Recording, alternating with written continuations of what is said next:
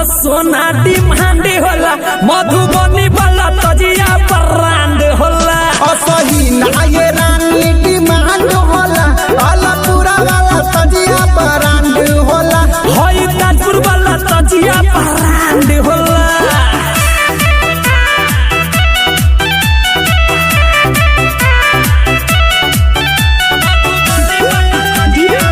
Kamlesh Alpura, DJ Kamlesh Alpura, Nanaur बाजार।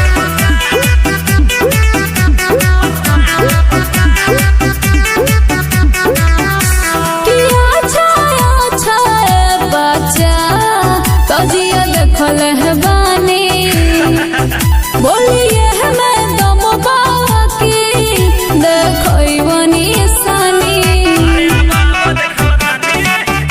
अरे कितना जनिया आइली आके चल गइली। गरम रहेला मिजाज ना बदल पइली।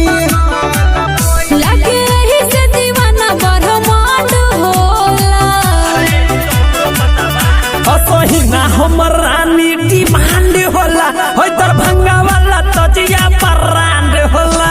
असही ना ये बाबू डिमांड होला, होय मोहम्मदपुर के तजिया ब्रांड होला। होय सहरसा वाला तजिया ब्रांड होला।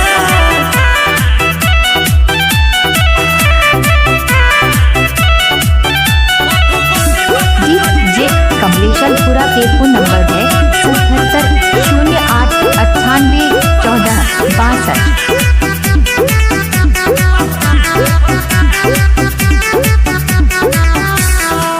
सगरों से घूमी के हम हवाईने अलपुरा जस तजिया कोही ना पैने। अरे राजा अफरोज राइटर सफरोजा से मिल के जइबू। संजीत लाल यादव के संगे रानी खिल तू जइबू। ऐसा बात पर जवानी न कमांड होला। असही ना ये बाबू डिमांड होला, हो समस्तीपुर के तजिया ब्रांड होला। असही ना हमर सोना डिमांड होला, होई बजही के तजिया ब्रांड होला। गजराइन के तजिया ब्रांड होला। बुझलू ए बाबू।